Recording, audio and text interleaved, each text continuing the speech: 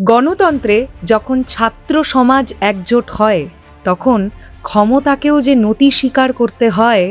আজ 25শে জুলাই 2026 সেই দিনটাই দেখল গোটা ভারতবর্ষ। হ্যাঁ, অবশেষে পদত্যাগ করলেন কেন্দ্রীয় শিক্ষামন্ত্রী ধর্মেন্দ্র প্রধান।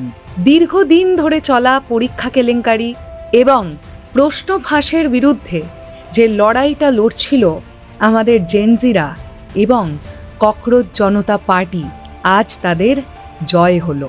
অভিজিৎ দীপকে থেকে শুরু করে সোনাম ওয়াংচু সবাই আজ প্রমাণ করে দিলেন ছাত্রদের শক্তি কোনো রাজনৈতিক শক্তি থেকে কম নয়। গল্পটা শুরু হয়েছিল কিভাবে? এক শীর্ষস্থান থেকে আসা মন্তব্যে দেশের বেকার যুবকদের এবং চাকরি প্রার্থীদের বলা হয়েছিল ককরোচ বা তেলাপোকা, যে মন্তব্য তরুণদের অপমান করবার জন্য করা হয়েছিল। অভিজিৎ দীপকে এবং তাঁর টিম সেই ব্যঙ্গকেই নিজেদের সবচাইতে বড় হাতিয়ার বানিয়ে ফেলে। তৈরি হলো ককরোচ জনতা পার্টি।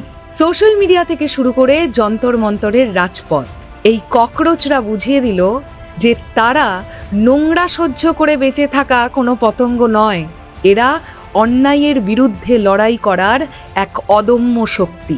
জল কামান, টিয়ার গ্যাস, লাঠিচার্জ কোনো কিছুই থামাতে পারেনি এই তরুণদের।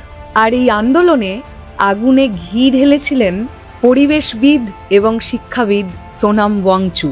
টানা 26 দিন যন্তর মন্তরের ওই প্রখর গরমে এক টানা অনশন চালিয়ে গেছেন এই মানুষটি।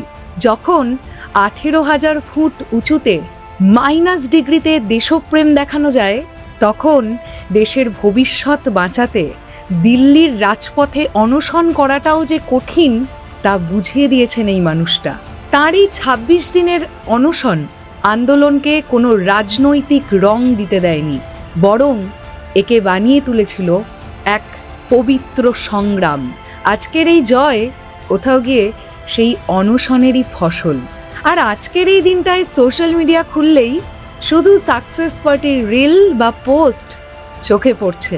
ইউটিউবার, ইনফ্লুয়েন্সার থেকে শুরু করে সিনেমা জগতের তারকারা যারা এতদিন চুপ ছিলেন বা সমর্থনে কথা বলছিলেন, তারাও আজ ককরোচ জনতা পার্টির হ্যাশট্যাগ দিয়ে ট্রেন্ড করছেন।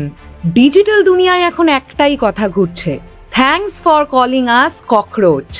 যে তরুণ প্রজন্মকে বলা হতো এরা শুধুই রিল বানাতে পারে, সেই জেনজি প্রজন্মই কিন্তু ট্রেন্ডিং হ্যাশট্যাগ আর গ্রাউন্ড প্রোটেস্ট দুটোকে একসাথে মিলিয়ে ভারতের ইতিহাসে এক নতুন রাজনৈতিক ধারার জন্ম দিল। অবশেষে তীব্র চাপের মুখে পড়ে কেন্দ্রীয় শিক্ষামন্ত্রী ধর্মেন্দ্র প্রধান তিনি তার পদত্যাগপত্রটি জমা দিলেন প্রধানমন্ত্রীর কাছে। তার কথায় দেশের যুব সমাজ যেন বিভ্রান্ত না হয়, তাই তিনি পদ ছাড়ছেন। তবে এখন প্রশ্ন হলো, শুধু একজন মন্ত্রীর পদত্যাগেই কি এই সমস্যার সমাধান হয়ে যাবে? ককরোচ জনতা পার্টির স্পষ্ট দাবি, এটি কেবলমাত্র শুরুর ধাপ। পরীক্ষা ব্যবস্থার আমূল সংস্কার, ক্ষতিগ্রস্ত শিক্ষার্থীদের ক্ষতিপূরণ এবং আগামী দিনে যেন আর কোনো নিট পরীক্ষার প্রশ্নপত্র লিক না হয়, তার আইনি গ্যারেন্টি না পাওয়া পর্যন্ত এই আন্দোলন থামবে না। ইতিহাস সাক্ষী থাকবে, 2026 সালের 25শে জুলাই ভারতের ছাত্ররা প্রমাণ করে দিয়েছে ককরোচ বা তেলাপোকাদের কাদা চাপা দিয়ে রাখা যায় না, তারা বিপ্লব ঘটাতে পারে। আপনাদের কি মতামত এই জয় নিয়ে? কমেন্ট সেকশনে অবশ্যই জানান। ততক্ষণের জন্য সবাই ভালো থাকবেন, সুস্থ থাকবেন। জয় হিন্দ।